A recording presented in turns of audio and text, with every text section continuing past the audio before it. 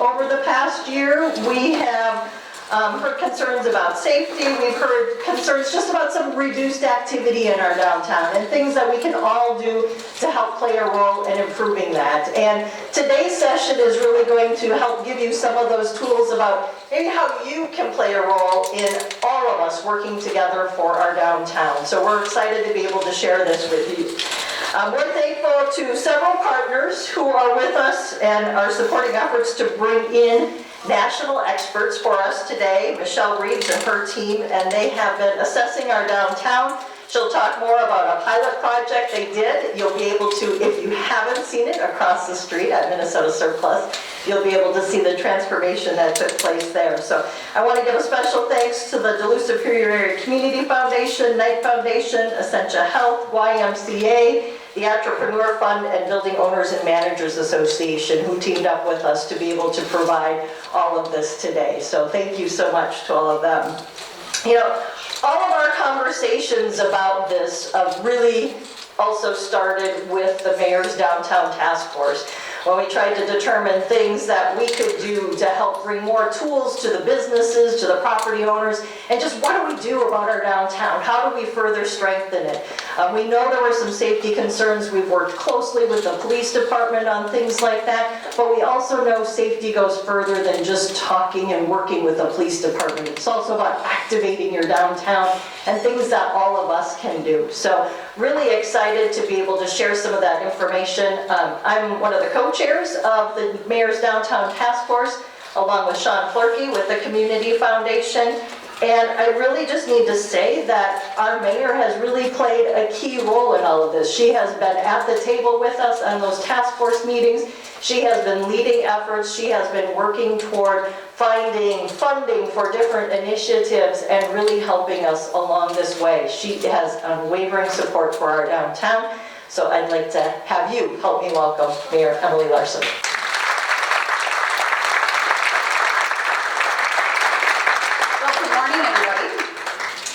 Thank you, Christy. That was so kind and wonderful. I'm going to be really brief because the presentation you're going to get today needs every second of your attention. It is amazing. Michelle is very powerful. When she presented to us at the Downtown Task Force, we immediately started putting funding together to make sure that she could bring this vision here with all of you today and to do some experiment in our downtown.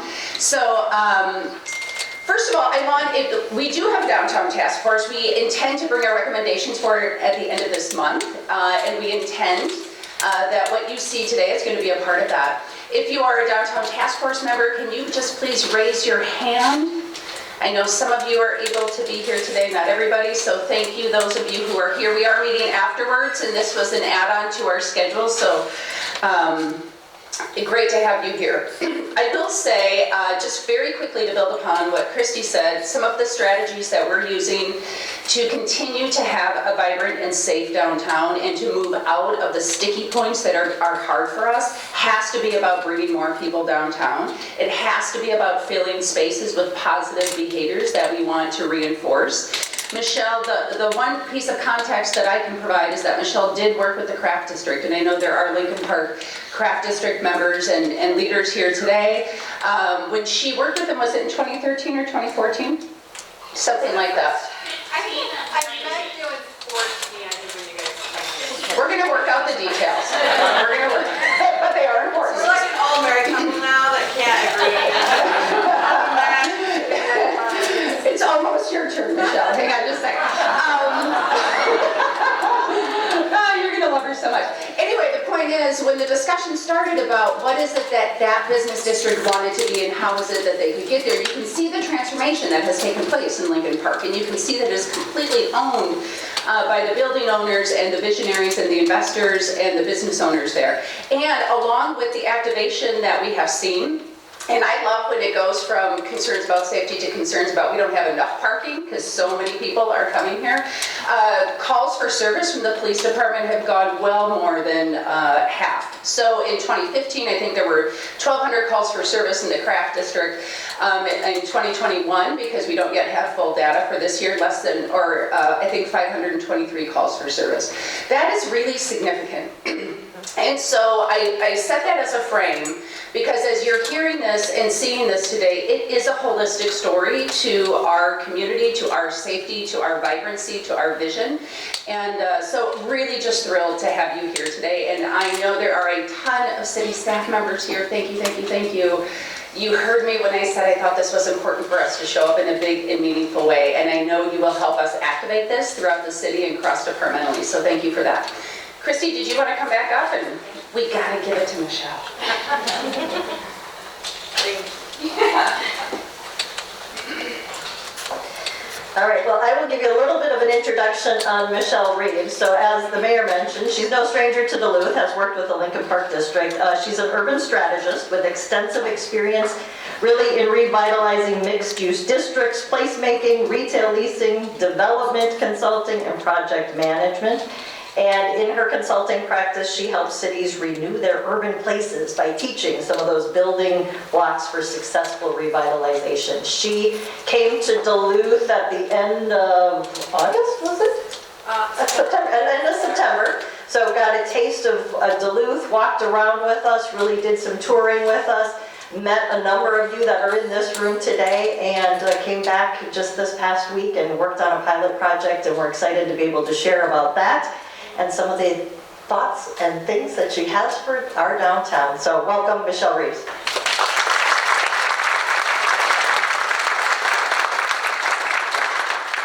So Sean likes to joke I have a shortage of ideas, so be prepared for a couple of ideas. Where did the remote go? Aha, I think this is it. So let's test. So every remote is different, and a lot of times the one that I use for my laser pointer is the one that turns the screen off, and so I accidentally turn the screen off in the middle of my presentation, so forgive me if I do something wrong. So every presentation starts with gratitude, so I have some thanks to give, and first of all the sponsors. Thanks for bringing this out here in a speed round, because we kind of talked about it in August, I was here in September, and then we did this project this month. So thanks to them, thanks to the task force, and especially Christy and Sean, who did a lot of legwork making all this happen so quickly. So fantastic.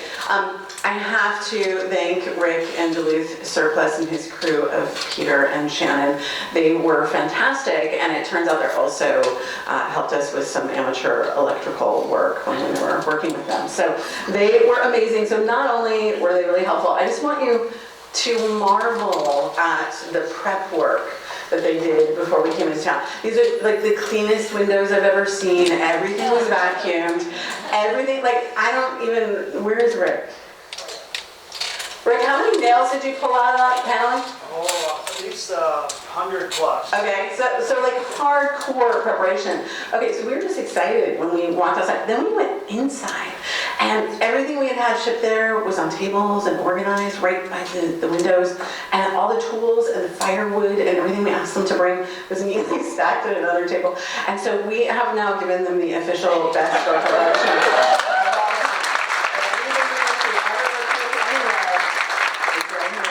Surplus. So that was really amazing. So thank you. And thanks to all of you guys for coming today. This is a great turnout and a really good sign, and you're going to see why this is really important in the first section of my presentation. But I have a couple of housekeeping things that I want to talk about. So who wants to guess how many slides this presentation has? A lot. 840. These guys, I've seen some of my presentations. I want a number. Somebody give me a number. 147. 143, 207. We're getting closer. 218 slides. And believe it or not, we're going to get through them quickly, and it's going to be very painless. Okay?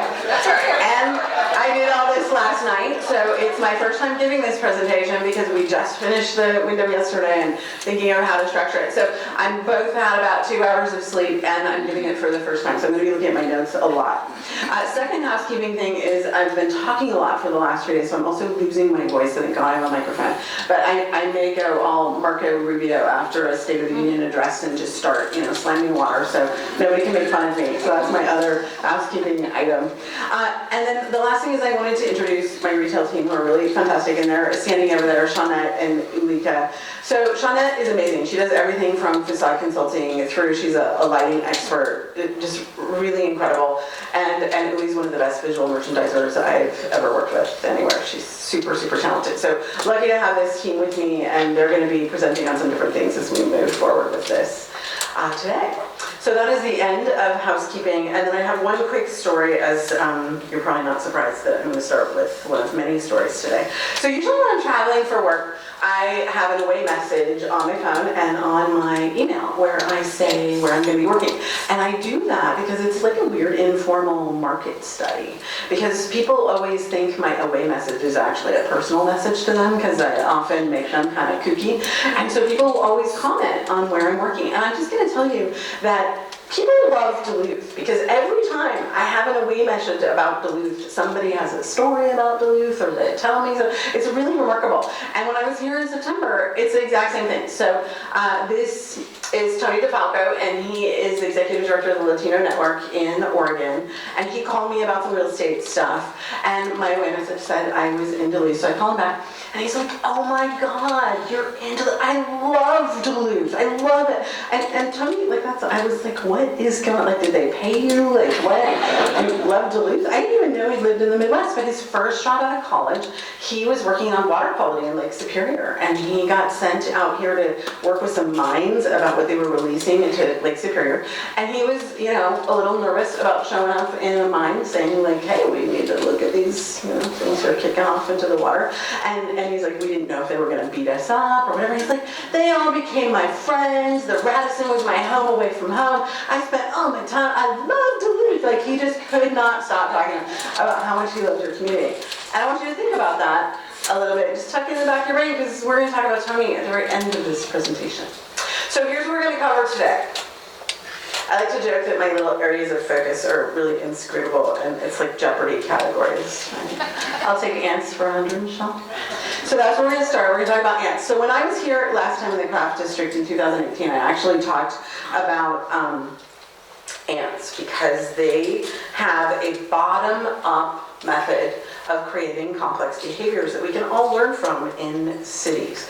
So I wanted to talk about this with you guys a little bit more because it is relevant to all revitalization efforts. So there is a tendency, and you know, it's funny, I was looking for a photograph, like how do I represent top-down hierarchical decision making? So I finally decided General Patton was the appropriate.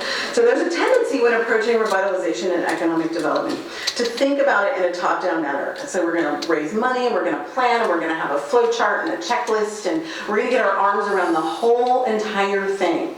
And that is very daunting. It often stops you from doing anything because how could you possibly get your arms around everything that you need to do? And then nothing happens. And that happens a lot in revitalization. And actually we had a dinner in the Craft District and we were talking about, I asked Chris from Frost River, I said, could you have imagined the Craft District being the way it is today 15 years ago? Could you have planned every step that it's gone through to get to where it is today? Or was it this whole series of crazy small interactions and people making good decisions locally that this organized behavior, you know, came from? So a little bit more of the latter. So let's talk about that bottom-up organizing. So Steve Johnson writes about it in his book here, and it's just like it completely transformed my way of thinking about revitalization when I read about this. So there are 4 things that govern the ability to have complex behavior trickle up. And I'm going to share them with you. So the first one is that more is different. So the application of more is different to revitalization is the more small projects that can be spurred and interconnected, the more a global sense of improvement will arise. So catalyzing more small changes can create a critical mass that one big change cannot create. The second principle of bottom-up learning, and this is kind of a funny one, but actually it's very liberating. Ignorance is useful.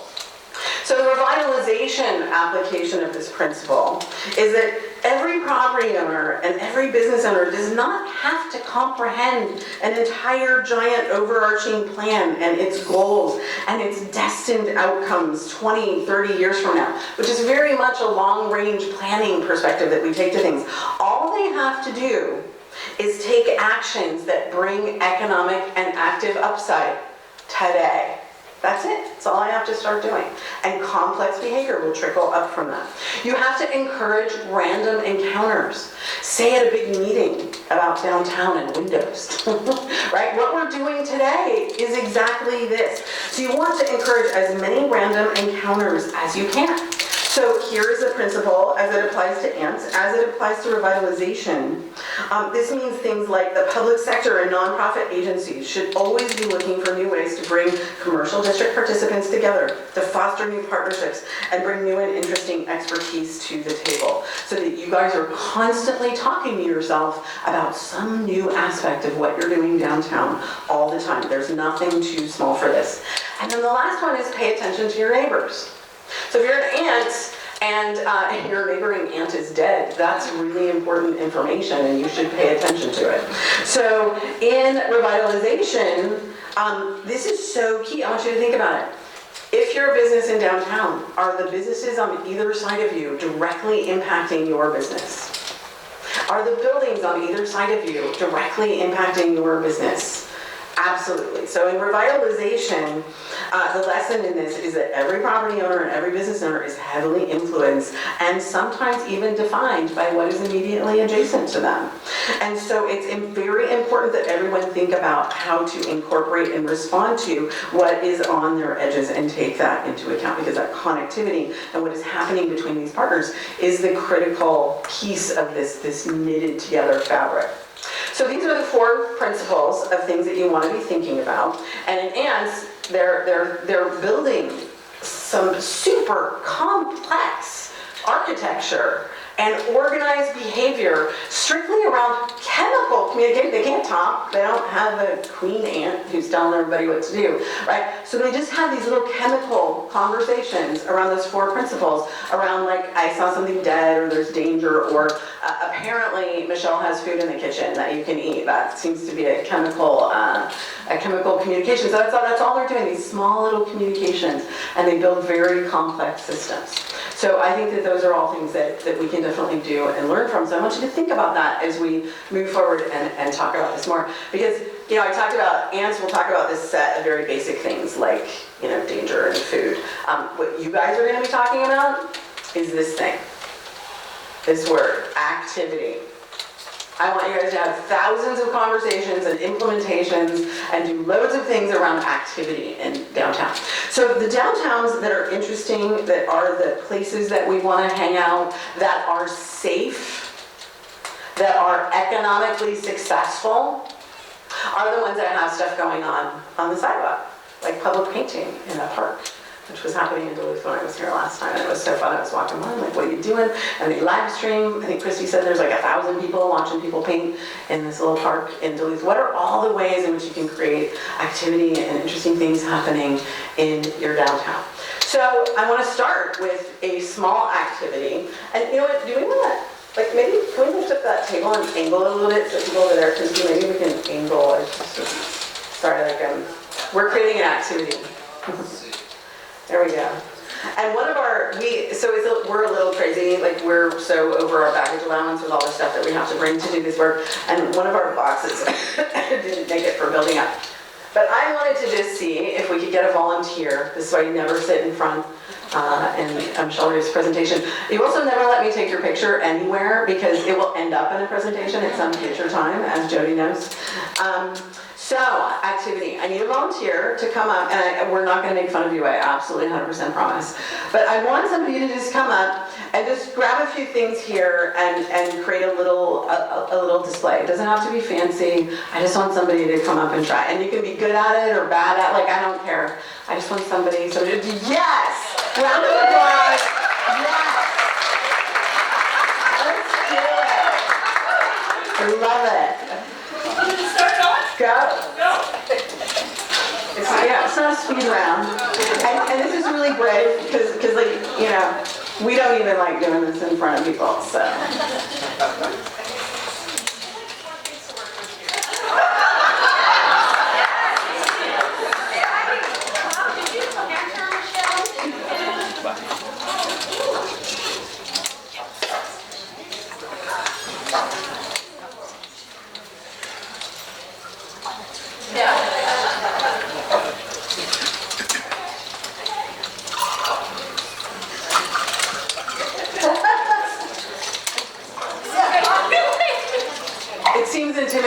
funny because we take these things for granted. We go places and we look at how they look, or we enjoy something visually, but we don't really think about like what went into creating that.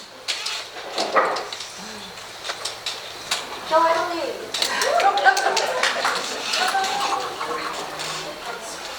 Yeah, okay. Ooh.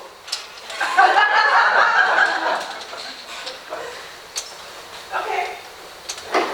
I wish we had it over. I know. Yeah. You need it.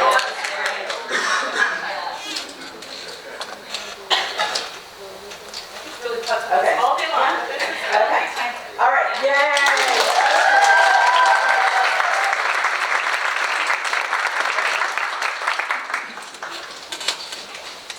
I'm not only drinking water, I'm also drinking coffee. So.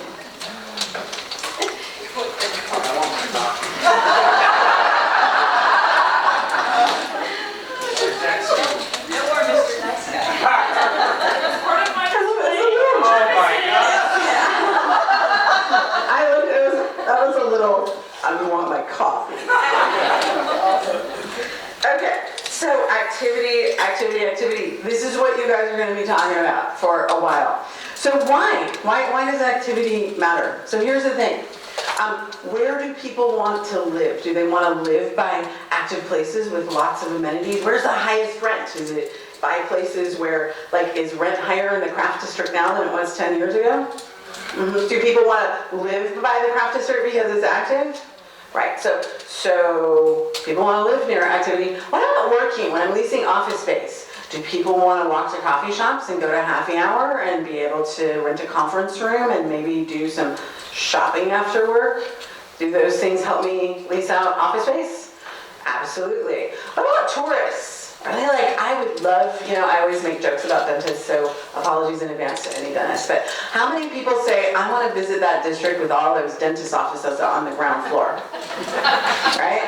That's top of your tourist list, isn't it? Right? So tourists want activity, so that drives your tourism economy. And then safety is about activity. 18 hours of activity. We want eyeballs on the street from bakery hours and coffee shop hours in the morning to bar hours at night. And I can do that in districts even with no residential, but if I have residential into the mix, I got 24 hours of eyeballs on the street. That is how you create safety. You create safety from activity. You also create economic success from activity. So my background is in private sector commercial real estate.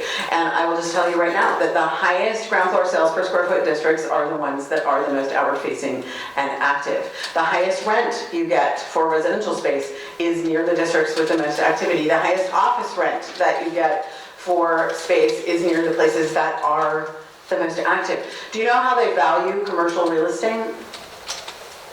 They value it on the revenue you generate. So the highest building value that you get are the places with the highest rent, which happens to be in the places that are the most active.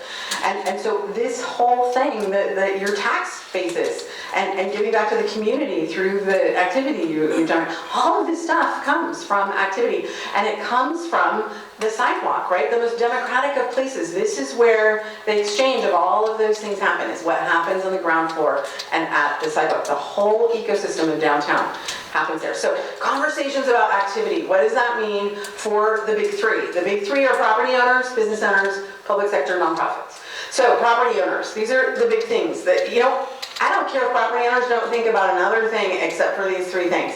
If I can get property owners to think of these three things, I can change the world if they do these three things. Make your buildings look great, because being in downtown is part of the activity. Standing on the sidewalk is part of the activity, and the product you're looking at is historic infrastructure or cool buildings and neat businesses. Tenant with active uses. And put in some infrastructure for good windows if you need it, and I'm going to talk about that in a little bit. That's it. So that's what I mean about, they don't need to understand your big 30-year plan. They just need to do these three things. And they need to be talking about it a lot, and you need to be facilitating it. What about the public sector? This is the public sector toolkit, a little bit tailored to Duluth. I want to talk about resources and improvement programs, because first of all, this is one of those, but I like to think about what are the things missing in the activity picture in the private sector, and then how is this group helping to incentivize those things to happen. And we tend to focus on facade improvement, but a lot of times those are like $150,000 projects to move the dial. So I like projects that are like, what's a $1,000 project that can move the dial? And window improvement is my top one, which is why we're talking about windows and why they're going to be working to launch a window improvement program after this. But all of these are the kinds of programs that can help. So I wanted to talk about paint improvement for just a second. Yeah. Why do you have an homage to beige right in the middle of Superior? It's like an art installation to tan. It really is. And you know, we were talking about this building is such a monolith, but it's really sections. We got the swimming pool, the restaurant to the right. We got a parking garage up above. Then I've got some retail space down below. I got the entrance to the Holiday Center. So I can break all that up. We can paint out and make people ignore the parking garage. We can highlight and bring out the archways and the columns and the ground floor spaces with lighting and paint. And then we can make the restaurant its own kind of thing. You can change the world with paint, and it's one of the reasons sometimes brick districts can be a little bit of a bummer because I can't paint brick. And if I don't have wood storefronts, I can't paint mullion. So sometimes I like these big old beasts because you can have some fun with paint. So have some fun with paint because this thing needs it. Because right now it is an art installation to town. So business owners, these are the things, again, you know, I just have business owners focusing on this stuff. You can really change how downtown is doing. So we want active windows, we want lighting, we want bringing personality out onto the sidewalk, showcasing people, and collaborating with other businesses. So figuring out who is serving similar demographics, even between Canal Park and a craft district, and how are you guys all collaborating? If you have stuff oriented on kids, if you have stuff for seniors, if you have stuff for tourists, thinking about how you're interconnecting those things. So activity. Make it your mantra. That is everything you guys do in downtown, you know, for the next 5 years, that is your lens. I want you to stand back and say, are we bringing more activity? Because if you're not doing it right. So that is why we were talking about ants and activity. And most of the rest of the time, we are going to talk about windows next. So I'm an engineer, and so I like to think about what is the lowest common denominator? What is the least amount of money I can spend for the biggest economic, safety, and brand impact? And that is 100% windows. So I can change, I can have a district with the ugliest buildings you've ever seen, which is not Duluth. You have great buildings built right next to each other, right up to the sidewalk. That's 75% of the problem right there solved. But I can have people ignore all the buildings and just bring their eye down to the windows if all the windows are great. So if all the windows are kind of dark and they can't really tell what you do in about a second and a half, and there's stuff on the sidewalk, so I think you're open, but I'm not sure what you do. I don't think you're going to give me a great experience, and I don't really have an interest in walking in the door of this business.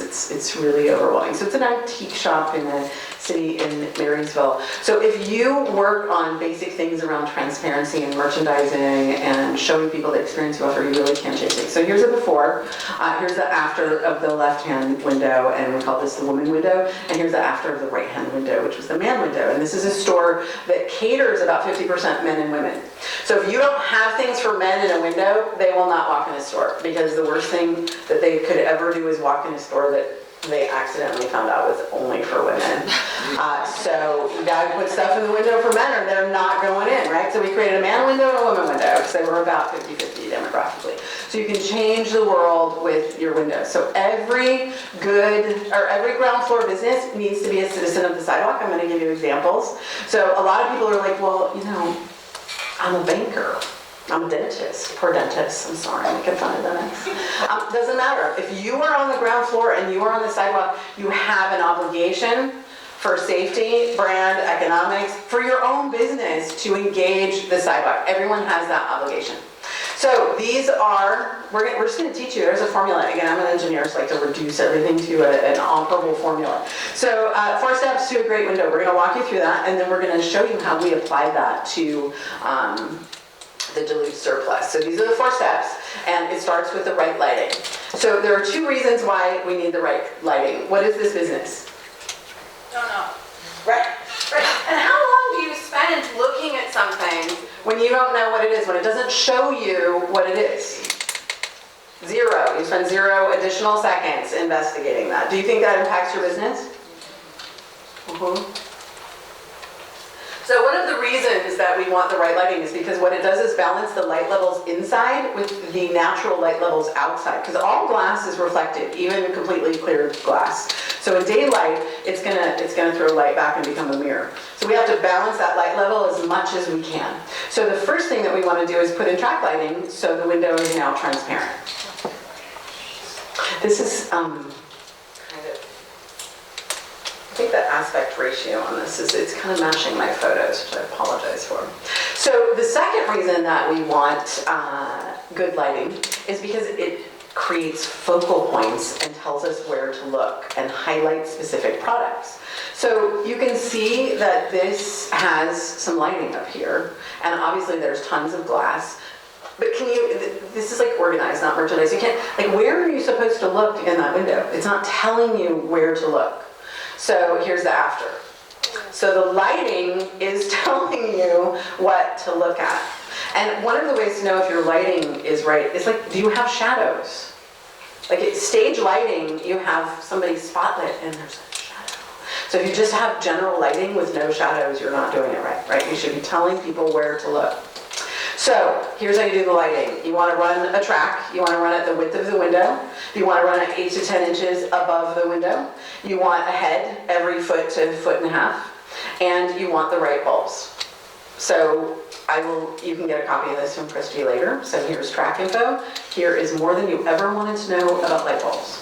The key data here, color. Less than 3,000 Kelvin. That's an amber light. Our skin looks good in amber light. Product looks good in amber light. It's warm and fuzzy and it makes us happy. Most LEDs are sold in a 5,000 Kelvin range, which is blue light. It gives you a headache. You look like death. If you sell anything that goes on skin, you look terrible in blue light. So you want, 2,700 Kelvin would be great. And your color rendering index, CRI. So Rick, we had some socks under fluorescent light. I was impulse, this isn't being recorded, I impulse bought a lot of presents for my husband at Rick's store. Then we had a giant shopping trip at the end of, so it's kind of like you got, a window makeover, and then we did boatloads of shopping in his store at the end. It was like a double bonus. So, but he had a wall of socks, and because of the lighting, I couldn't tell which one was navy blue and which one was charcoal, right? So color rendering index is gonna show you the higher the number, the truer the colors are, and the more expensive the bulb. So this is kind of an overview on those. No complex fluorescence, that's a little shorthand. If you get that twisty, windy thing, never should be in your storefront window. And the other thing is we really recommend that you have sort of a regional commercial lighting company that you develop a relationship with. So that you're like, we don't know, do we need a par 20 or a par 30? We're gonna order 10, we're gonna test some out, and we can send them back when we're done. And a local electrical contractor is really good with this stuff who can help you guys. Because lighting is fundamental, super big key to having great windows. So that's what you want to think about with lighting. You cannot pick up most of this stuff at Home Depot. They don't have the right bulbs. They don't have the right faces on the bulbs. They don't have the right color spectrums. They don't have the right shape of light, all of those things. So you need to start developing a relationship and understanding this stuff. So a little bit more on light and transparency because they're connected. So this goes back to property owners. If you're building something new, do I want you to use like this almost perfect mirror of glass, or would I like you to use the most transparent glass that you can? Yes! Yes, that's the right answer.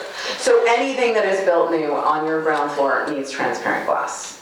Okay, you have a lot of glass that is not transparent. So that's our first side note on transparency. Second side note on transparency. If you have transparent glass and you put a film on it to make it not transparent, take that film off and put one of these on that has UV protection, that has heat gain protection, but also is much more transparent than the kind of dark mirrored stuff that people put on their windows. So if you're gonna put window film on, it's a little more expensive, but it is active.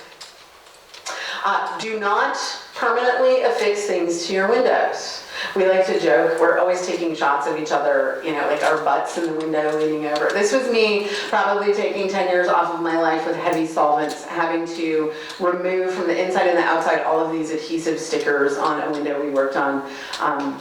It took me a day. and you don't permanently affix things to your windows. It's a nightmare. So we have a little product we wanted to show you over here. Uli, I'm gonna scoot you over. So a lot of people, we don't recommend hanging posters or lots of other things in your windows and distracting people. If you want to hang like district event posters, you can put 2 on the bottom of your door. You want to have one in the front and one in the back, so people walk out the door, they see something too, they don't just see the back of something. So if you look at this product, and you can come look at it at the end, it's not an adhesive, it's a little like interference thing. So the paper just goes on the back. It can stick back on. You just put the paper under there. And then you just affix it, and it'll, where do we put it on a door? Oh, there's one on the door too. So they'll go on doors, they'll go on windows, they'll go on mirrors, and we can send a link to where you buy these. It's a Canadian company. They're like magic. You can get them on different sizes, and if you're gonna put them on the outside of a window, you wanna use the black strip because black kind of disappears on a window. So no adhesives. How do I feel just in general about hanging signs in your windows? Is this effective? No. Do you want to buy pet food here? It feels chaotic. They sell a lot of high-end organic pet food. Are they showing that? Show, don't tell. If you take, I'm going to say this 12 times. If you take one thing from this presentation, for this second, it's this thing. Show, don't tell. Show, don't tell. You're hearing me say that a million times. So show me that you care about pets and you sell organic pet food. Do not try to tell me. And you can tell the message isn't getting through because like he keeps trying to tell you. So people don't read signs. That's just a lesson. You can't possibly walk through town and process all the verbal communication, the written communication. So what you do is you tune it all out. And you just look at the window. And if the window doesn't show you what you want to know, then you just tune out. So that's your job. So here is, and then the last thing on transparency is please clean your windows. So this is the same pet store, and I asked them to clean the windows before we got there, and this is what we got. So after we cleaned all the adhesive and all the signs out, this is what it looked like. So I think I went through like a half a bottle of Windex trying to, and it was impervious to Windex. And we had a panic attack. I am not kidding you, because I'm like, we don't have this time. We were doing 5 windows in this community in a week, and so I had to call the city manager, and you'll love, it's like I called the city manager, like, I need public works, that we have a window emergency, and I don't care what your guys are doing, but they need to come out here and clean these windows. And it took them the better part of half a day to clean these windows. Like, I don't think they had been cleaned in 2 decades. So clean your windows often, because it's not this hard. They had to bring professional equipment. They had to go leave and buy some stuff and come back, and it was really off the charts. So here's a before of one of their windows, and here's an after. So which one is going to show what they do and what you might want to connect? There's a gym right next to this pet store. And when we started finishing these windows like this, like a lady walked up to us and she goes, I've never been in there to buy my, she walks by it every day to go to the gym. She goes, I've never been, you know what? I'm gonna go in and check and see if I have my pet food, and I'm gonna buy it from here now.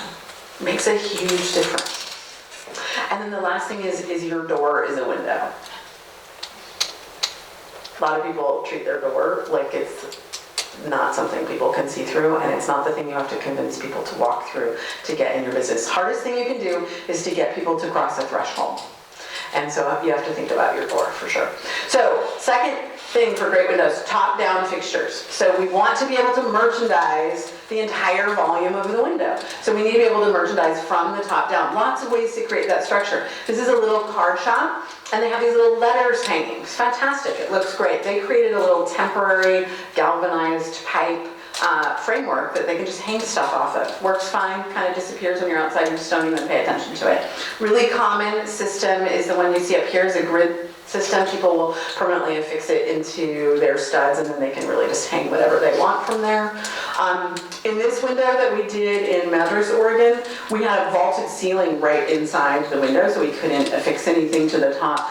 So we actually ended up putting these heavy plant pot brackets with just an IKEA rod across. And it looks a little weird when you're focusing on it here, but it's kind of funny when you're in there, you just don't even notice it, it disappears. And that's what allowed us to hang this. And by the way, this was just a framed chalkboard thing, and we just slapped a piece of art on some magnets on it. It looked really cool. We do it front back.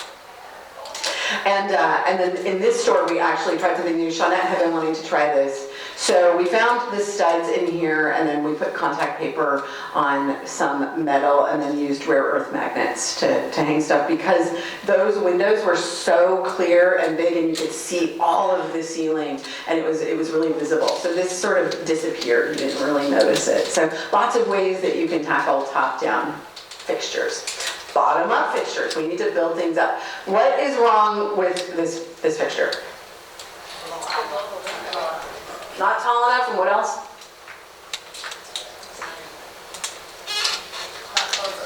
Yes, it's not close enough to the window. Like, my God, it's like it's allergic to the window. So we went around and found a table that is, at or above the height of the window, and then we nested that other fixture under it so that we could merchandise it on the opposite side. So you need a fixture that's going to come up at least to the height of the window. And we really like fixtures that nest too, when we're working on a project. So we're always working backwards from those bottom-up fixtures. How do we create that structure? And then the last thing is, and it's not the last thing, it's the biggest thing, it's merchandising. So what is merchandising? So I think you get a little bit of a sense, like, do people feel tension about getting up and actually, like, sort of merchandising on the fly? Does that, it's sort of nerve-wracking to watch somebody even try to do that. So merchandising is a little bit of the secret sauce, but there's formulas to that too that you can absolutely learn. So I want to talk about what merchandising is and what it isn't. Merchandising is not organizing. So my husband is a software engineer. If he has to merchandise something, he treats it like a filing cabinet, right? We'll put all of this stuff here, and then this guy's stuff here, and then, merchandising is not organizing. That is not what merchandising is. So to kind of really think about what merchandising is, you want to think about what it's trying to do. So merchandising for a window is trying to do these things. It's trying to show people what you sell, tell them what your brand is, give you a sense of the experience you're going to get inside the store. It should demographically relate to the people that you want to be in the store. It's doing all of these things in a fraction of a second. It should be your best 24/7 advertisement for your business. Merchandising is showing, not telling, all of these things. And merchandising inside your store is showing you where to look, where to walk, and what to touch. So that's a lot. It's not organizing. It's doing all of those things when you do it right. Now, some stores are not merchandising or organizing. Like, is this the most overwhelming thing that you've ever seen? And you just can't possibly even parse it. White space is super important to being able to process and understand things. So if you're not merchandising or organizing, you've got, some heavy lifting to do. So we're going to do a little kind of merchandising 101, and then I'm going to give a review. So I'm going to let these guys come up. And I wanted to talk a little bit about just the demo display and some of the things that just popped out at us that you came up with. Not a critique, but just like some of the, so I'm curious like what you guys want to, and I'm going to put on the,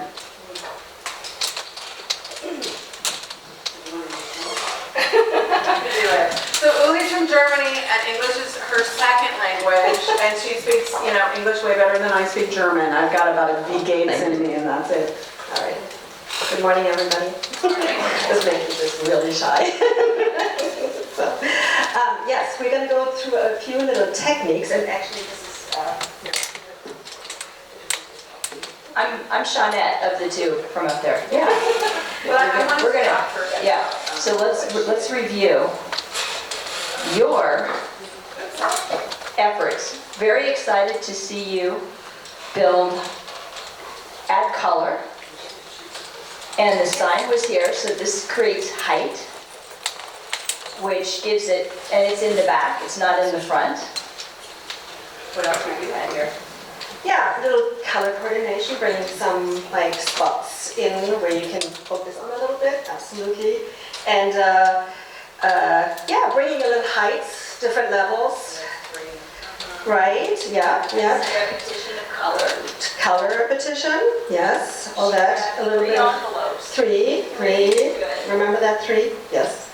And yeah, the height building, knowing that we need a little height in the back, and it can, go outward a little bit. And the other thing that I would just shape, triangles matter, we're going to talk about that. absolutely. So it's good, lots of good things to pick up in there. Okay, so you guys can go ahead, and so then, if you want to, you can hand the mic off to, Shawnette too, while you're working with two hands. Yeah. If we were to continue and see for areas of improvement, it got a little wide and a little long.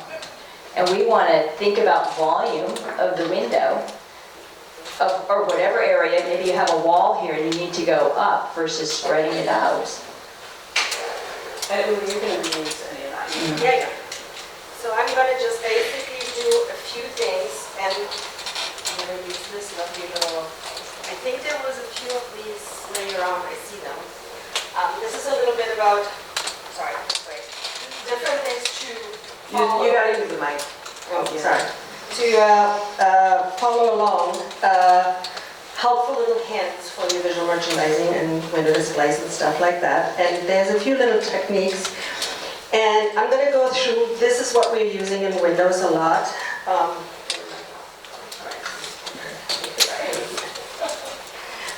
So I'm going to go through a few techniques talking about stacking, repetition, grouping, staircasing, stair stepping, and fronting.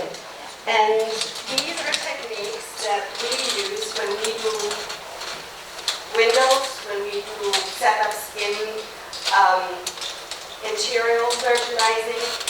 You can use these in many different ways. They can be combined, but we use them to create tension and big tension in windows. And yeah, let's talk a little bit about, sorry.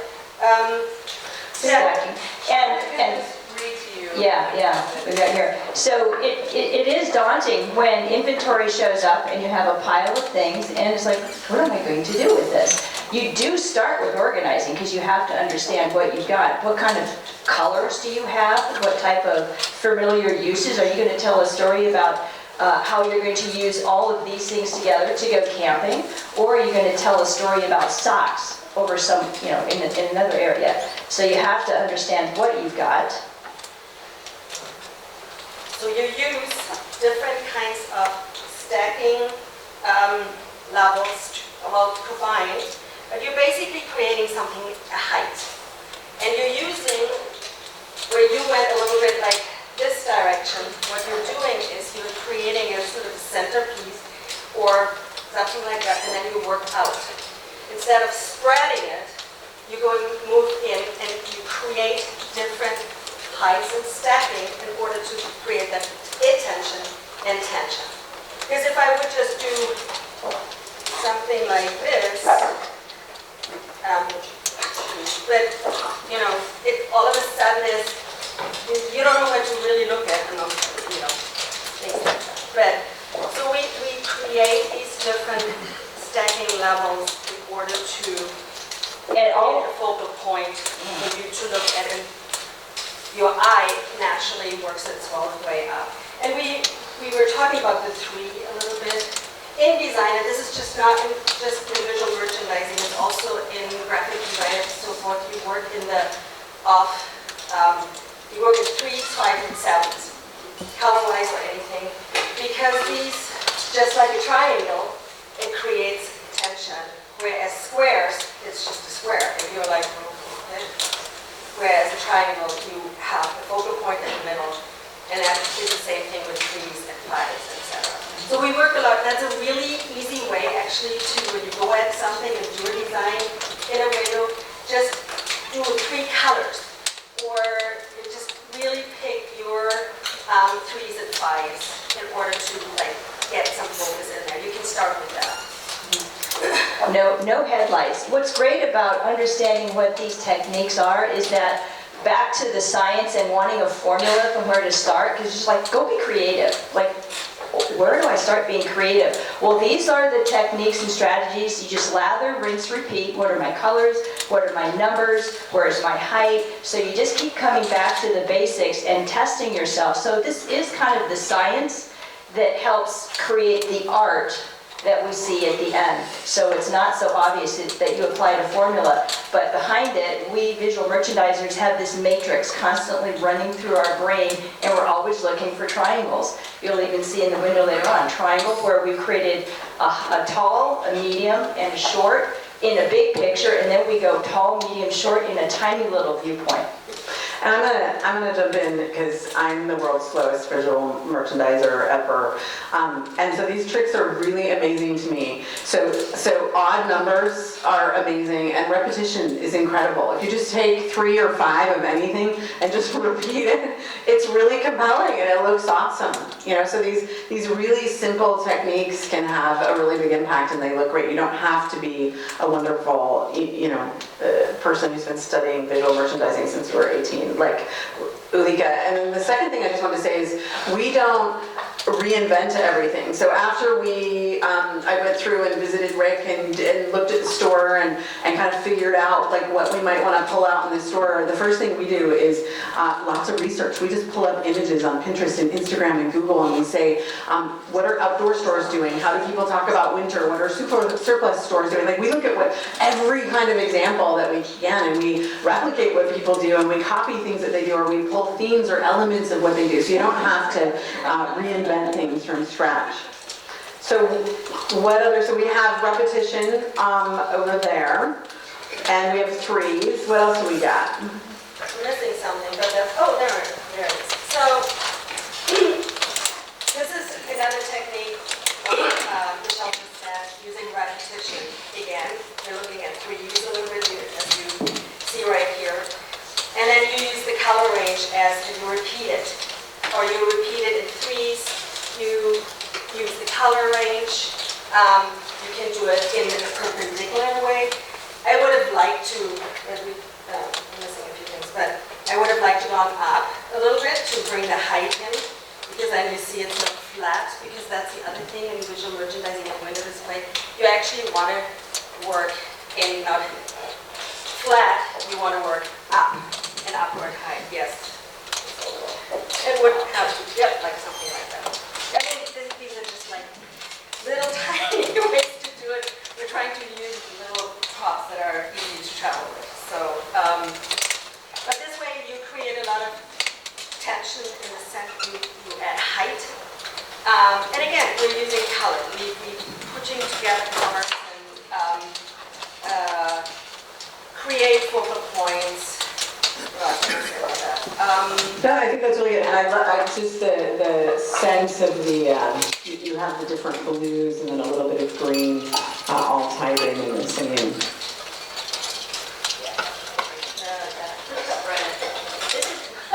We also, she does something, I come and touch it, and then she comes and touches it again, and then we come through again. It's fiddle, like you can fiddle at it all day. It's iterative. Yeah, and I think that's a really big thing, like when we come work in a store, and Rick, you guys probably really notice that, like there's no right answer, and when the 3 of us come in, it's like, I don't think there's enough light here, no, I think it's fine, and we'll all argue and complain, and the next thing you know, we've just grabbed a bunch of maps and tacked them to the wall and tried to reflect light off, and so I think that we get very intimidated by trying to tackle something and doing something that looks nice and looks different, and you shouldn't, you should just try stuff, and if it doesn't work, keep iterating on it, and so there's sort of like an endless need to do that. So let's do you have one more, or do you want to just move on and do a quick I want to review? talk about one, and that is, it's a little kind of difficult because we don't have like action color here. But I'm going to try to do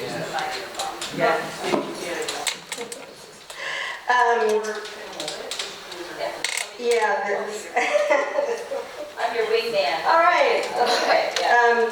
So one of the things is talking about fronting. Every product has its good side and its not so good side, and maybe even its bad side.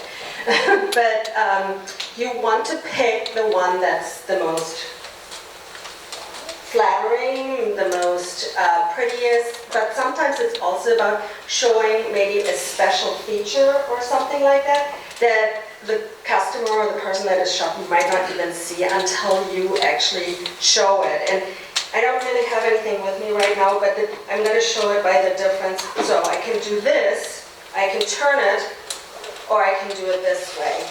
And that's another technique. In this situation, it's not that obvious, but if you have a shoe, particular shoe, you can show the shoe in a way that it's like fronted and then up, and that shows the front part of the shoe. Maybe it's interesting, maybe it has a, strings or that are colorful, something that you want to show off. Maybe, like actually we were trying to do that in the window. One of the shoes has the metal, the safety boot, and it has a little tag saying safety boot, and we were talking about taking it out. I'm like, no, this is a wonderful feature of this particular boot, and people that are walking by that are seeing this were like, that's what I'm looking for, a boot with safety in the front. So we moved it so we made sure that we can see that. But then there's I'm using shoes, just because shoes have awesome sight. You can also show it sideways, because maybe it has a really specific heel. It's really cool design of, maybe more for women, but a really fun side view of that. Something, maybe a buckle on the side. So that's when you try to turn the shoe, because you want the customer to see the best of that shoe. And that's a technique that we do use a lot in window display. When you're in the store, what you do is often, you have the package, and we often struggle with how are we going to display something that has a really ugly package. Of course, you can open it up, take it out of the package and set it right next to it. Or figure out what part of the package is the best looking part, and then of course use that, but keep it that way. And like within the store, you just basically have to always keep up and maintenance that box stays the same way. And we call that fronting in visual merchandising, so you always put the best part of the product to the front. So do you want to add, we're going to just show the before and after, so we can comment on it. On a bigger perspective, there's the good side to a product, but when you create a display, there's also the good side, and then there's the back side. And suppose your display is right in the middle of the store, and everybody coming in loves it, and now they finish shopping and they're leaving the store. What side of the display are they seeing? The back side. Don't ever let a back side happen. Manage that, understanding that the shopper's going to come and see it. So you have to think 360 to continue to facilitate circulation within your store. Never turn your store off and make the person feel like they should stop shopping. Keep talking to them all the way out the door by constantly managing the 360-degree view of any display that you can see all sides of. And you can play with that around again. I do, and I think we never just go ahead and know exactly what we're doing. It is theater, it is playing, it is really figuring out what is the best. You look at something and you go like, okay, wait, is this the best way? And it's not just put it in there, done. It never works that way. And it's a very organic process to do it. And when you get the techniques, these little techniques help a lot with it. They really do. So we're going to review those, and they'll be in the presentation. So I want to just review them super quick right now. So merchandising, we use focal points to show people what to look at to draw their attention or to move them through a store.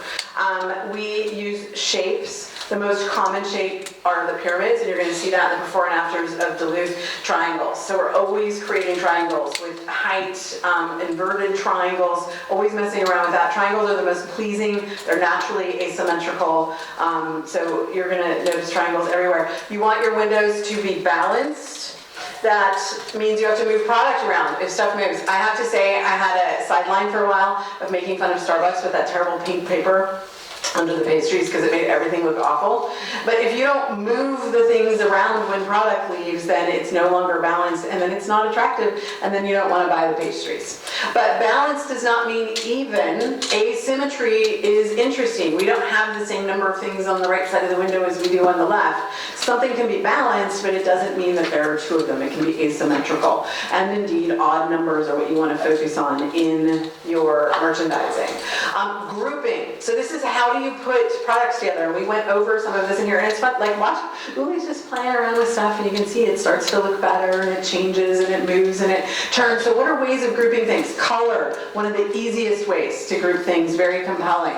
So here's a 4th of July display in a grocery store, all around red, white, and blue. So repetition, I love repetition because you just pick an odd number and repeat something and it looks cool and you're done. Mirroring, do you want to show mirroring real quick? Just sort of a play on repetition where you have something the tall in the middle and something on the side. Let's see. I'll let her play around with that as we move on.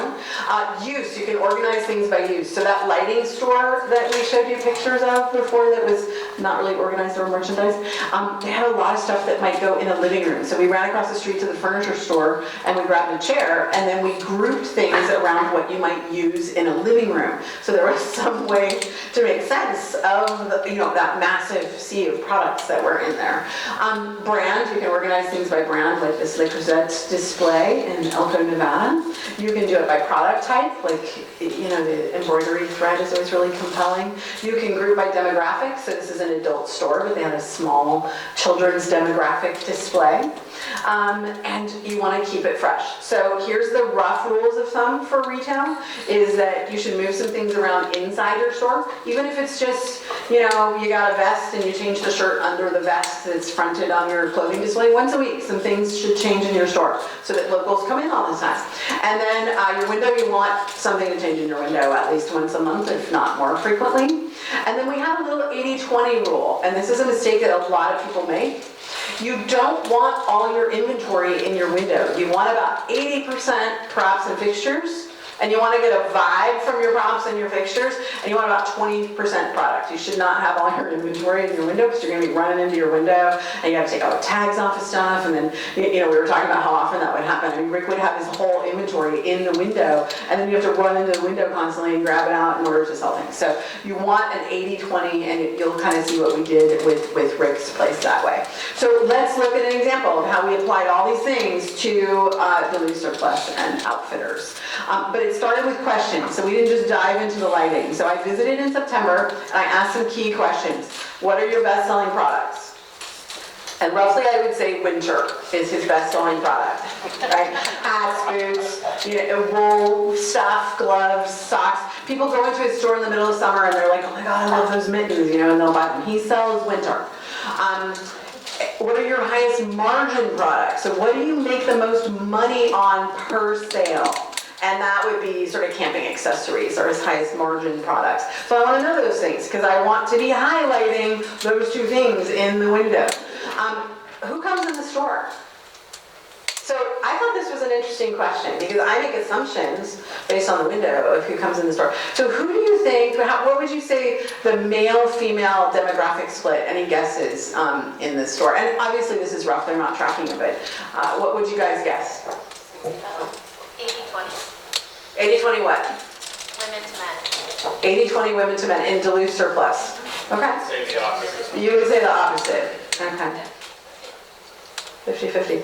So what they said was kind of interesting. So 25% solo men. These are brave male shoppers. All right. And then 50% couples, family. And it was interesting, during all the time that I spent in the store in both visits, a lot of men, they do their clothes shopping with their wives. Yeah, and they clearly are comfortable in the store, but the wife comes along. And then 25% solo women. So I was surprised at how many women were coming in the store, even if they weren't the primary shopper. So that was an interesting, and then what are the product themes? So I'm looking around saying, like, what are the themes that I want people to get from this window in a second and a half? So camping, there's a lot of unisex stuff there. I want women to feel like there's stuff in here because a lot of women are going in there. So thinking about how we show that a little bit more. Men's and women's boots, work clothes, men's clothes, like all those things really jumped out at me as product categories. And then from that, I started to come up with a list of what do we want to show in the window, second and a half. So man store, because this is primarily selling stuff for men. So we want it to be a man store, we want men to feel comfortable going in here. Rick is like, we're not a fancy store, right? We're a man store, so we can't be too precious and fancy. We're outdoor and rugged and authentic, and women can come in here and shop, but it needs to not feel like a ladies store. Clothes and camping, those are their two biggest categories. So these are themes we want the window to represent. So the first thing that we start doing is picking our fixtures, because 80% of our window is fixtures and it's props. And we're telling that story, those themes, with these fixtures and props. So we're thinking rustic, we want some trees that don't look like Christmas trees, we want crates for building stuff up because they look rustic, and we want a rustic bench and a fake fire, and even the signs that we're gonna use are a little bit rustic. And then the mannequins, really important. So how do we show that we have product for women? We can put it in signs, not effective. We can just ignore it and then women won't shop there. Or we can just have a female mannequin with something on it. Does that tell you in a second and a half, oh, we sell something for women? So we wanted two mannequins, and then one female mannequin. So we're really giving weight to, this is still a man store, even though there are a few things for women in here. So we start to come up, and then Uli does these great sketches. So we pull that fixture and prop list, that's the first thing we start thinking about. And we just go on all these image things, and we just start pulling off the images that we like, and the things that are showing these things. And then Uli starts to block them out in a little sketch. And I have to say, everyone has built a fort tent in their living room at some time. And so we took a drop cloth of canvas, and we were just like, we just hang it in there and make it look like a tent. From across the street, that says camping immediately. And we decided we wanted a clothing window and a camping window. And so that was like, you know, it's just an archetype thing that you can just tell right away. So Uli she takes all the things we were thinking about, crates and some trees and logs, and kind of starts to create an inspiration. And Jeanette takes all the measurements that I take when I'm there, and we do, you know, like a quick at-scale sketch. So we can drop in the crates we're thinking of buying, or the height of the bench, and we kind of see where it's putting stuff. And we always are thinking about, where's the eye line? Your most valuable real estate in anything that you're trying to sell is what's at eye line. So then we kind of measure that so we can see where stuff is going up to. And by the way, when we're working in the windows, we write it on chalk pen. Because when you're standing in a window box, you can't remember where the eye line is when you're standing on the sidewalk. So we write it there, so we're just remembering that as we're on the inside. So we also asked them to do one more thing before we jumped into those techniques, is we asked them to remove the window boxes. So on the inside, those two window boxes that I've shown a lot of pictures of, they have these little doors on them here. So tell me about this entrance. Like, how does that feel to walk in? Yeah, narrow. It's a little constrained, right? And hardest thing you'll ever get anyone to do is walk in a door. Hardest thing. So if your door feels a little constrained, is that even harder? Absolutely. So we said, what if, and Jeanette and Uli actually jumped right on that when I came back with pictures and we were going through it. They're like, what if we just take those off and we have transparency through it? So we asked them to take off these window doors. And that meant we were gonna have to merchandise it from the inside. But doesn't that just feel bad? You're just kind of relieved, like, and it feels so good to walk in the door now. Because there's all this natural light flowing in, and you have a little bit of display going there, and it feels much less narrow. So, and then the last thing is, remember your door is a window. Now, Rick does a great job of not peppering his door with a million signs for lots of other things, but still we have a security badge here, and we have the address, and it's a little small, and it's just in, where did you get those? Well, probably just the hardware. Yeah, hardware store font, numbers, like not saying a lot about our brand. Anything here has to say something about our brand. He had very tasteful little hours here, but we wanted all that off. But Rick actually, some of the best windows for limited amounts of stuff just sitting on the window. So I was very impressed with that. So now we're ready for the formula. So the right lighting, he already had track in there. So with this, we were just replacing the bulbs, and we put in a new track head. Over here, we had a non-operable track, so we brought two small tracks that were connected with a U-strip, and Rick and Jeanette got to do a little bit of amending because it didn't quite fit. So thank you, Rick, for being an amateur electrician on top of a great store owner. So then we worked on some top-down fixtures and props. So we wanted just rustic. So we wanted to have a dowel in here that we could hang some stuff from. So that was gonna be one of our top down. We just used rope to tie it. And this is a fiber board, so we could just screw into that directly with some eye bolts. It was actually really easy. And then over here, we wanted to create a tent. And this is just a canvas drop cloth from a painting store. And Uli washed it, so it felt, you know, soft and comfortable. And we hung another dowel with some rope, and then just draped it and tacked it to the walls. And it totally gives you a suggestion of a tent. So what this is doing is bringing the window down a little bit. It's creating a frame, so we need less stuff to fill it. And it's something we can bounce light off of in the back and have it come back to the front of the window.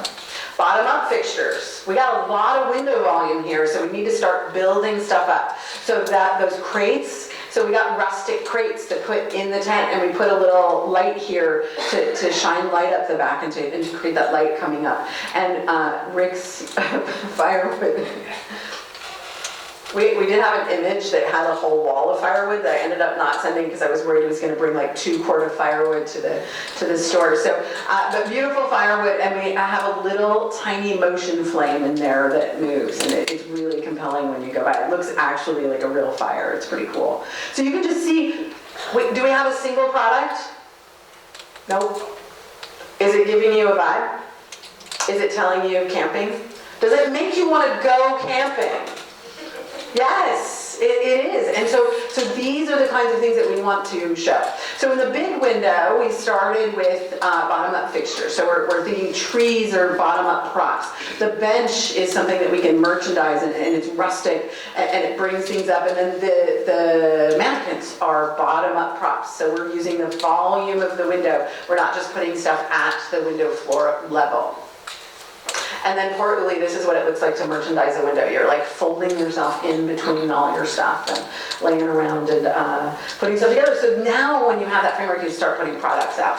So back to this theme, we want our products to be out showing this theme. So here's the before. So we're gonna go through some before and afters.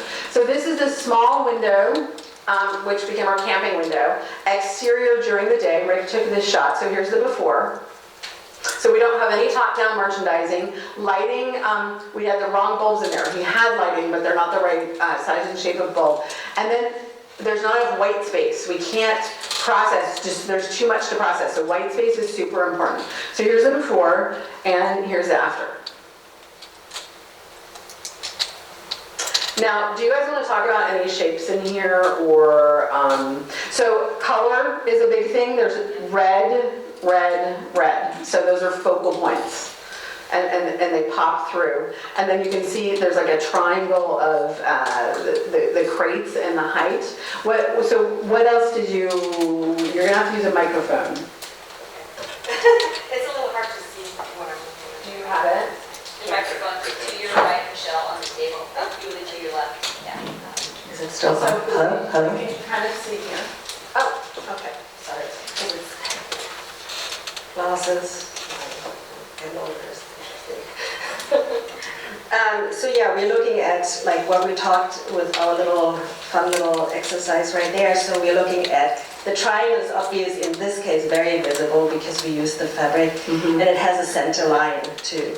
So the eye immediately goes down the center of the tent, the dowel, into the tent, and then with the lighting that we put behind, it creates the focal with the lighting. Up lighting, behind lighting is something that Jenna can probably talk a little bit more about, but it's super important. And then again, you see the repeated triangle setup from the fire underneath on the bottom. It's a triangle. Then where we did the staircasing of the crates, triangle. And then the tent is the end of that. Now this is very triangle oriented. Yes, it really is. But it creates in a small window like that, that's the technique that we chose to use to make that window not feel like you're cramped in there. And that's how you decide when you have something small like that, use the triangle, for example. Okay. Whereas when we hop to the other side, it'll be a little different. Yeah. So, and you'll notice we have white space around, and then there's a lot of white space up here because we essentially brought the window down a little bit. The other thing I really liked about the uplighting in this, you have to be careful with uplighting, but you know when you're camping, you don't have any good direct light on anything. Everything's like a side light, or you're holding your flashlight, or you're trying to, and so we loved that the lighting in this throughout the day is this weird kind of side light camping lighting. It really gives you that vibe of camping, so we really like that. So here is the before of the inside door of the small window when you're in the store. It is a funny poster, I will say that. But that's not, this is the last impression that you're giving someone as they leave your store. And this is what it looks like now, with a little rustic Go Camping sign.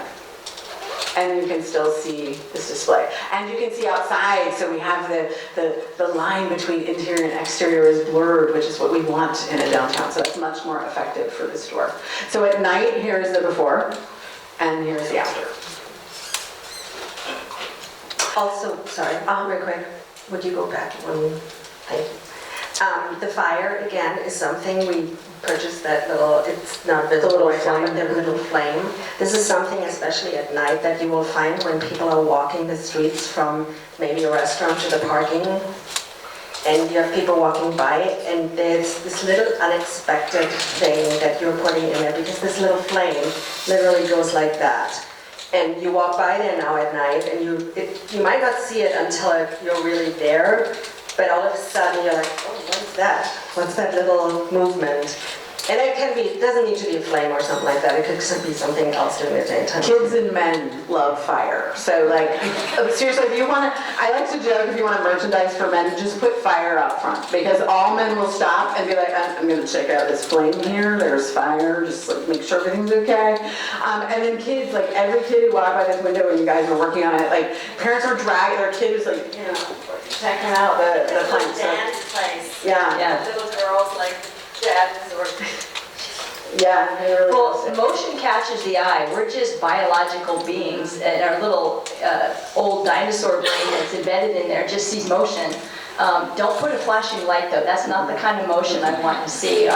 But we did a clothing store one time, and we had a bunch of female mannequins fronted, 3 of them with skirts, and we placed a fan off in the corner and had it on oscillating, blowing. So every once in a while the skirts just ruffled, and then ruffled again, and people would just stop and go, oh, that's where it's coming from. Yeah. But they stopped and it was motion. So Sean was just saying he was walking here, weren't you? And he just noticed people walking by the window, and everyone was stopping and looking at the window and not stopping and looking at any other windows as they were walking down. Like it is very effective. It definitely works. So after at night. So before, we're going to talk about the same system on the large window now. So again, large window. And here's the thing. I'm going to go back to the homage to beige. So one of the reasons I would like to change this is this is one of the hardest windows I've ever had to light during the day. Because what is the most visible thing in this window? It's the parking garage across the street, reflected in the window all day long, no matter how we light this thing. It's unbelievable. And there's a white strip when the sun shines on it that just like goes right across the center band of the window. So the interesting thing about this window is you could see better in the window during parts of the day from across the street, because then the reflection was the dark road. But when you're standing right in front of the window, the reflection is the whole holiday center, and it's very, very bright. So it's kind of an interesting lighting challenge. So I can see why they merchandised the floor a lot, Rick, because you can see the floor the best, because the holiday center is not reflected, it's the road reflection, and so it's not as bright. So the holiday center is like a microscope laser pointing the sun at the Minnesota Surplus window, is how it felt. So this was definitely a lighting challenge. Yes, did somebody have a question? Oh no, okay, just stretching. So this is the before. Again, this is a shot that we took before. So again, we have the same problem. A lot of product in the window, no 80-20. A lot of it's very low. We're not using the volume of the window, and then we don't have any white space, so we're not quite sure where to look. So we really wanted to give them windows with great fixtures that they can easily swap out clothes or products without having to change everything around, because this takes forever to do this. So here is an after shot during the day. You can see that white strip. Isn't that amazing? Yeah. And then here is an after shot And so here's the window bay on the big window from the inside, and here's how it looks from the inside as you're walking out the door. Way better. And again, you have this transparency to the street. And then here is the before at night. So what do you notice about the quality of this light? What's the biggest thing that jumps out at you? It's blue. And I want you to think about how blue your light has to be to bounce off of a round of paneling and still be blue. Because you can put almost any color of light and shine it off wood and it turns pretty amber. So this was some blue freaking light because it is so blue and it's bouncing off a lot of wood colored, yeah, it's pretty amazing. I was really surprised by that. And here's the after at night. So we actually put these maps back here to reflect a little more light during the day to try and combat that the Holiday Center just reflection is so strong. And then here's some more light shots. And then just from far away before and after. Right? So you notice that amber glow, like these windows have been blessed by God. That's how that feels. Oh, you must go camping. Right? So do you want to talk really quickly about anything on the big window? So you'll notice some really big things here, right?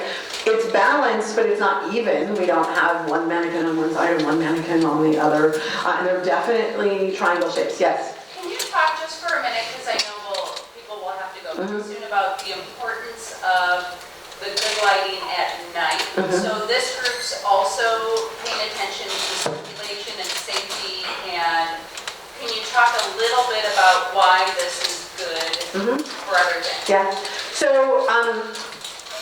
So a couple things, and actually I'm just gonna, let me just move ahead 2 slides and then I'm gonna talk about that. So the door, I just wanna do the before and after on the door. So we put the address in the font, we put his logo from the business card on there, and then the hours of operation.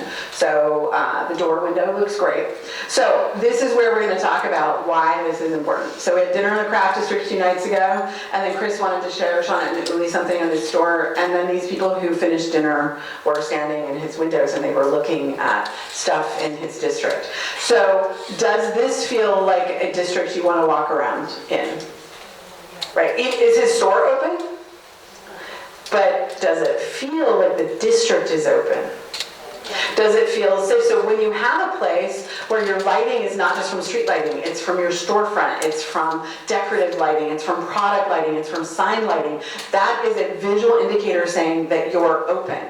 And what it does is it encourages people who are there for dinner or who are going to a bar to then walk around and window shop and hang out, and maybe they sit on a bench. So it was interesting to be there late at night and have all these people around. I did accuse Chris of paying these people to stand outside the store, but he swore he didn't. If he did, I was going to say it's a high attention to detail on the to-go boxes. Can you talk about for a property owner, exterior lighting there? Yeah, so, definitely goosenecks, sconces going up the edges of your building or on column sections are really, really great for overall building lighting. And then notice the contribution that the storefront lighting is creating to the sidewalk. These are all the visual cues that say, this is a place for people, this is a place that's open, this is a place that has eyeballs on the street, and that we want you to walk around. And this is telling me, if I just got into town and I went to dinner at OMC, I'm like, oh man, I'm coming back to Frost River and I'm shopping. So property owners can participate in that track lighting inside windows. They can talk to tenants about saying they have to keep those on at night, and they can light them outside of their building with sconce lights and with gooseneck lighting on the top. So all of those things are the visual cues saying this is a place that's open 24/7. Absolutely. And you have people doing good windows in downtown, but they are the minority. And I just wanted to very quickly run through show, don't tell with some local examples. Where is this in downtown? Who knows? Giant voices. So how many people knew that was this? That was in here. So I want to go back and look at that. You have cool stuff in downtown Duluth, and it is all covered up by vinyl and dark windows. So the biggest thing I want you to start doing is just showing what is there. Everyone has to do a good job from the street. Everyone. I don't care what your use is. Guess what this is? It's medical office, and it's closed. Is it a citizen of the sidewalk?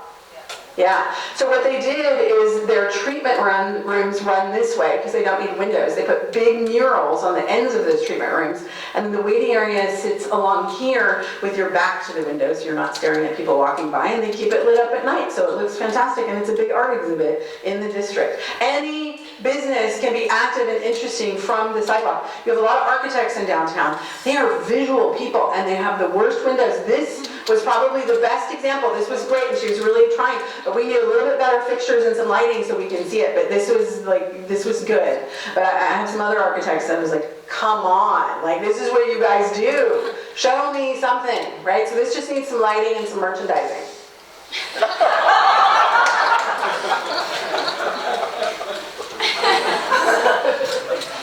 Seriously, your banks are like Land of Mordor. So here's a bank. Is this a good citizen of the sidewalk? It's closed. It's colorful, it's interesting. They bring in vendors at Christmas. They let people sit and hang out. This was pre-pandemic. They give you popcorn when you walk in. At Christmas, they bring in local makers, and you can sell people who are coming, these things to people who come in the bank. She was really good. She would like make you smell something, and then you bought 12 soaps. And then they let people host meetings in there at night. So you walk by at night when they're closed, and there's a bunch of people sitting there having a community meeting. Any business can be active and interesting from the sidewalk. Are they open or closed? What is this? Beauty school. Should be cool. Should be theater. Should showcase people. They were open. I walked in, asked them about walk-ins. Just not clear, right? You have to show you're open. I shouldn't have to walk in and say, can I come in and get a haircut, right? This should be theater. It should look fantastic. It should be well lit. I should be able to see people in there getting manicures and learning how to cut hair. That's awesome. We should be showcasing that. What is this? It's in your downtown. This, I'm going to say it, like worst Starbucks window ever. Showcase people. This is what your restaurants are for. We had lunch here. Great lunch. It was packed. How would you know? Showcase people. That's a number. You want safety in your downtown? Showcase people. If you know there are a lot of people and a lot of eyeballs, you're going to go somewhere else to do your illicit activity. So Uli had never been here before. We went to lunch here. She's like, we're eating here? Like this is a restaurant? Like it's covered in posters. You have to go through 2 doors, which I understand makes sense. But it'd be great if I could see through the windows during the day and see people eating. Showcase people. Zeitgeist, great meal on my first trip. It looks amazing at night, but when they're closed, there's no lights on. I can't see inside. 24/7. This should be, I come in at 12:30 at night on the late flight when I fly from the Pacific Northwest, and I go to the Sheraton. I should see Zeitgeist at night when they're closed and say, I'm eating there tomorrow, but it's all closed down. You guys are all closed down. Open or closed, I want windows open. Eyeglass store. These are some of my favorite businesses. I love eyeglass stores. Generally, you want to light it, have it be open, not a lot of product in the window, but kind of a vibe from the fixtures. But I want to show you the coolest window I've ever seen for an eyeglass store. So you walk by and you look at that and you're like, what the heck is going on there? And then you start moving a little bit and it's sort of, your brain wants to organize letters and you're like, and you're mesmerized at this point. Like you're like walking into people because you're like, what is happening? My brain hurts. And then you get close enough and this is what it says. Isn't that cool? Any business can tell a story and be engaging from the sidewalk. And this is what makes people safe. This is what drives sales per square foot. This is what makes it so I can lease space. And this makes people want to live here. These are the kind of, and they're already here. Any business, people will come to me and say, I don't want this business. It's a bad business. There's no such thing as a bad business. Any business can be an active business. What is this? It's a marijuana shop. It's a legal marijuana shop in Oregon. That's pretty darn attractive, isn't it? It's more active and attractive and interesting than most of the things in your downtown. But most people would say, I don't want a marijuana shop in my downtown. Anything can be engaging and active from the sidewalk. Construction company. It looks like they're a window vinyl company. I can guarantee you that this construction company has people who make really cool things. They probably build them at home in their shop. So take some of your windows and build some cool stuff in your windows so that I can see in them, and you show me what you do. So that is fundamentally what I want you guys to think about. And very quick, because we're coming up to the holiday season, sometimes with holiday windows, we get too focused on celebrating Santa and not on sales per square foot. So I want you, what is this window for? Close, you know that, in a second. Is it also a holiday window? Yeah, it's pretty cool, isn't it? But I instantly know that, so if you're not driving sales per square foot, if you're not driving gift certificates for your service, if you're not, your window has to be driving sales and getting people in the door. You're not celebrating winter, you are celebrating people coming into your business and buying things or engaging with something or activating something. So I want you to think about those things as you're creating your holiday window displays, right? Sales per square foot is why we're doing this, and we want it to look great. So that is the overall inspiration. I just want to leave you with this final thought. So the thing that makes Duluth special, the reason I love coming to work here, you have so much capacity, you have passion, you guys are an amazing community who makes things happen. And people love you. The brand recognition of Duluth is off the charts. And the thing that's interesting is the reason people like going to the craft district, the reason tourists are now going to the craft district is when you go there, I feel like I'm dipping my toe in Duluth. I feel like Tom is talking to Chris. I feel like the businesses there know each other, and you can sense that, and you can feel that there's this cross-pollination and this collaboration, and I'm dipping my toe into Duluth. When I go to downtown, it feels like you guys don't like each other, that none of you are talking to each other, that you don't really want me to visit because it feels closed, it's inward facing, you're not showing me who you are, you're not showcasing people. Like everything has turned internal and inside. So that's why, you know, all you have to do is just daylight and showcase to a large degree what is already here. And back to those ants, it's thinking about how you leverage this thing that's so special about you, which is your community and the people, and how are you expressing that, and how is downtown a stage and a framework for that. That is fundamentally what you're trying to do in downtown, and that is the pathway to safety and economic success and more vibrancy. So those are the things that I wanted to leave you guys with, and we are happy to answer questions. Can I just say 2 words? 2 words, Tom. Only because you're from Portland, but snow removal.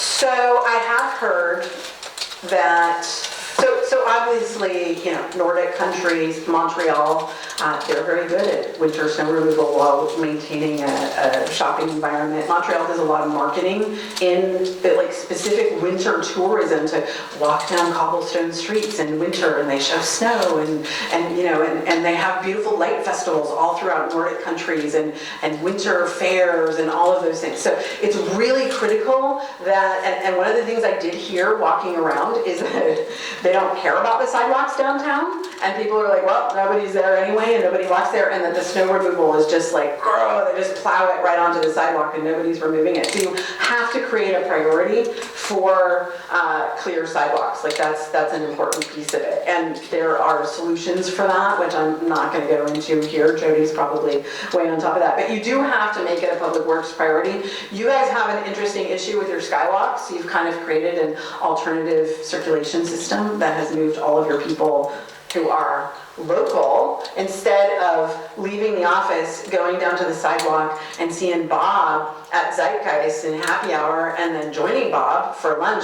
He's walking in this really miserable, fluorescent lit, moldy, you know, smelling skywalk to his parking garage and never interacting with a single thing. And me as a visitor is not seeing that person and that exchange and that stuff that's happening on the sidewalk. Like you're missing out on all that. And I think what's kind of happened that I heard from vendors in downtown, at least I don't know about the craft district, is that people just kind of have given up on the sidewalks. Like we don't even live on the sidewalks anymore locally. Like who does walk on the sidewalk? The only people who walk on the sidewalk, what do you guys call the Arts and Entertainment District? The Heart District, thank you. So the Heart District is your best district downtown. It's also the district without a lot of skywalks. And people have to walk from Zeitgeist to somewhere else, or from the bar to a movie, or to a, and there's this exchange happening on the street, and you feel it. It feels different than the rest of downtown. So yes, snow removal is important, but actually what I care about is that you're not removing snow and just blowing it all onto the sidewalk and nobody ever clears it. It's about how do you create an environment where, you know, that is a priority, the removal of snow on the sidewalk for that ground floor circulation in winter. And it's totally possible to do. We know we're running over on time. We'll take 2 questions, and then I think Michelle and the team will stay after as well. Yeah. So how about 2 more questions, and then I didn't see any examples of storefronts with garage doors. Well, I love storefronts with garage doors, but the garage doors are interesting. They can be tough for retail because all those little planes make it hard for me to create that sort of dramatic. So I like storefront windows. Well, so garage doors are great for retail if it's a really tough security where I have a lot of smash and grab, because you can't do that. There's no plate glass, you can't shimmy in one of those. But they're not great for retail generally, but they're fantastic for restaurant. So operable windows, being able to daylight, blur the line between interior and exterior, and being able to showcase people, hugely important, and I'm a huge fan of them. But you want to think about if you're creating a retail environment, sometimes I like traditional storefront windows for that because they're easier to merchandise and create a dramatic presence. So it depends a little bit.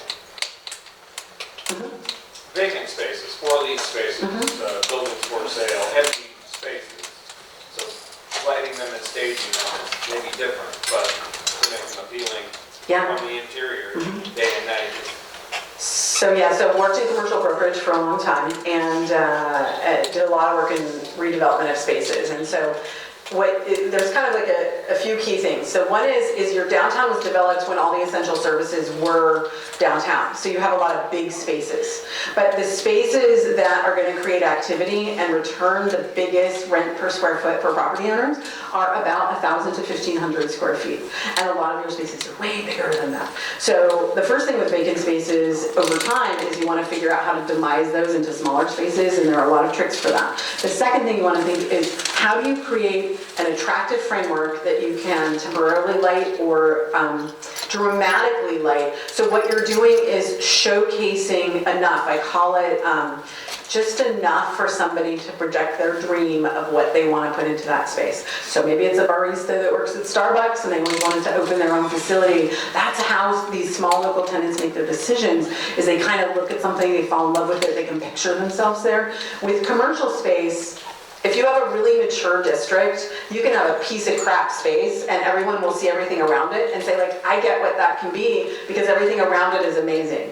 But when you have a district that is really inward facing and there aren't a lot of great examples, it is very hard to lease space out for maximum rent per square foot if it looks bad. And a lot of commercial property owners will just like say, well, I want my tenant to do that. And you can actually get a lot more for space if you shell it out. Maybe you put a spotlight on the exposed brick and you make sure that that light's on and it's clean and people can see through the window. I like to put the track in as a part of the property owner with those lights, so there's some transparency. So I don't try and dress it up, I just try and make it look really warm and glow, and I try and highlight something interesting about the space so somebody walking by can see this is the space I've always dreamed of having for whatever, my chili recipe in a dream, and I can put it in there. So that's what I like to do to try and leave space out. So it's not about the faux museum or some sort of stage thing in there. It's about making the space look fantastic for that tenant class that's going to drive activity and make the downtown better. And I've worked in districts where, like, I worked in one district where I worked with a property owner on just one block face, and all we changed was how we tenanted it. And he went from thinking he was going to sell all of his property in this downtown to achieving the highest rents he's achieved in that district in just a couple years by tenanting just for activity. So you can completely change the landscape and the rental market and sales per square foot in a short period of time by focusing on activity, but you have to have the right space and framework for that. we know there are quite a few other questions. We're going to have to wrap up, but these folks will be staying around so you can do some one-on-one, and we'll be able to do that. I'll do a quick wrap up for you then. I just want to say thank you to all of you for coming here today. Hopefully there are some things you were able to take away, some good tools for you. One of the things that Michelle had mentioned is that we are looking at an incentive program, so we're hoping to be able to unveil some of that when we provide recommendations from the Mayor's Downtown Task Force, so that will be another incentive coming forward. Again, it's just great to have all of you here for all of us to be sharing the same information. Some of it wasn't always the nicest on some of the comments, but I think it's something that it was important to have someone from the outside take a look at us, give us that critical look at things, and really help us figure out how do we make further improvements, how do we strengthen, how do we work together to make our downtown the best that we can. So thank you all for attending. Michelle and the team will stay here for any questions that you have one-on-one. We're going to have to wrap up now, but we really appreciate all that you had to come here today. Thank you.